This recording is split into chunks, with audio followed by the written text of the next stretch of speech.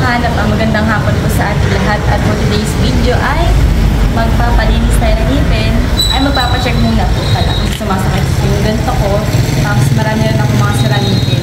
At ito nga pala tayo sa dental clinic ni Dr. Maricon Bercelus Espinosa sa Tagkawayan, Quezon. Tara, tara.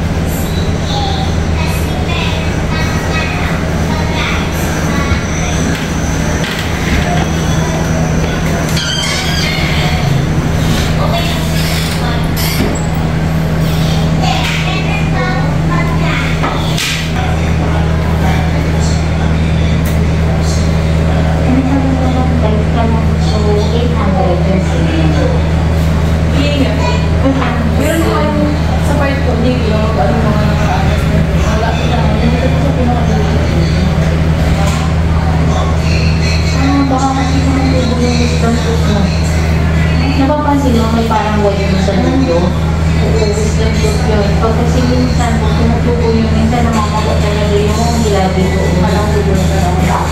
Hindi naman. Ano, sino mo kaya? Maano po, kapasta. Ay, ano rin, yung mga skiro ka. Ikaw ba, akala ko swimming ka lang siya basta. Swimming basta. Mapapasta po sana ako kasi mga sila-sila. Ilan yung gusto mo? Parang ma-record mo siya dito. Ayan. Ang sino? Hindi ko pala. Ilan yung gusto mo? Kapasta. Basta na lang po siguro. Ay, hindi ka naman magpapalinis.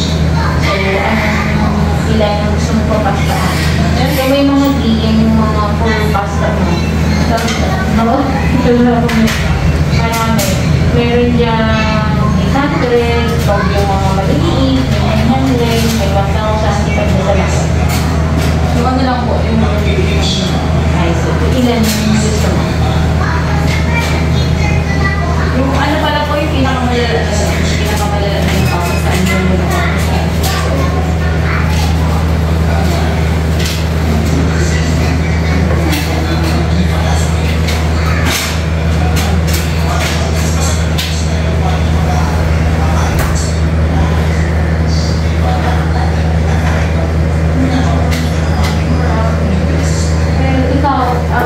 Sabihin mo sa akin yung budget mo para yun yung pagbakasyon natin.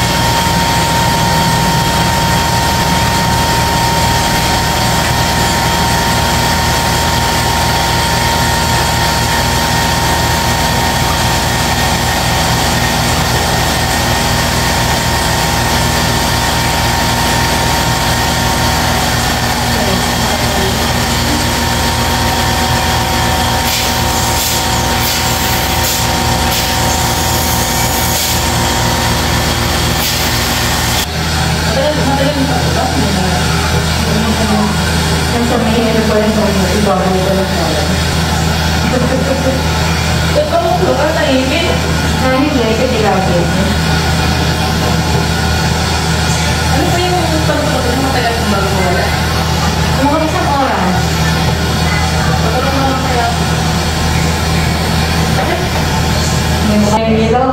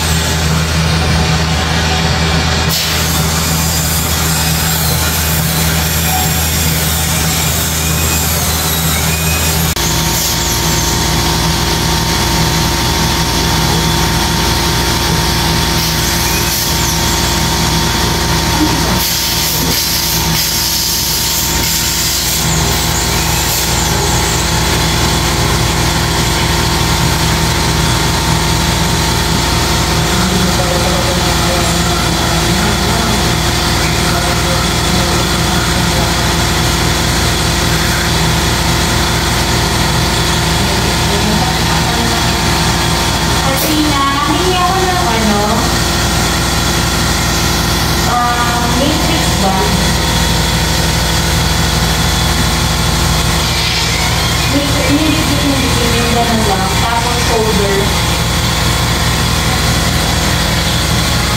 Napaiyak na yata kita. Pangelo.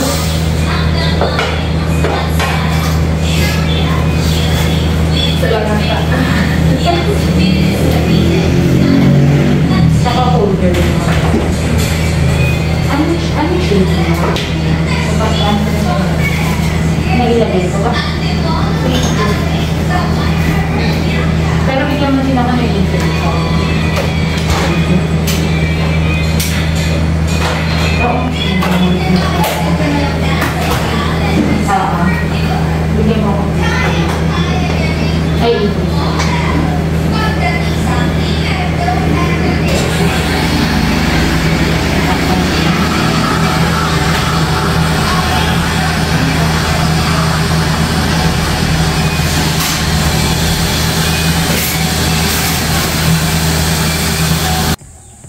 So, ayun mga kahanap.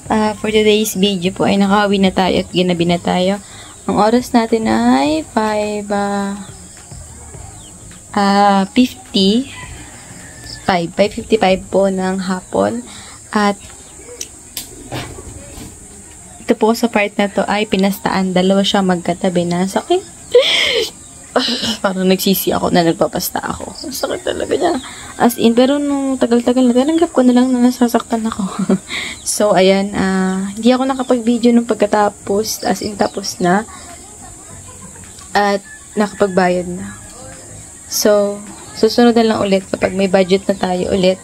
Susunod na lang po yung ating ibang ngipin. Akala nyo maganda ang ngipin ko, pero may mga butas-butas na talaga siya. So, ayan guys. Maglalabay lang muna po ako. Babalikan ko po kayo ulit mamaya. Ay, hindi. Inom pala muna ako ng gamot. Yes, inom lang ako ng gamot guys. Wait lang. So, ayan mga kahanap. Mag-outro lang ako dun sa isa kong vlog na nagpalinis ako ng ngipin. Actually, nasakit siya ngayon. Makirot-kirot pa din siya. Ito pala po yung pinapastaan ka.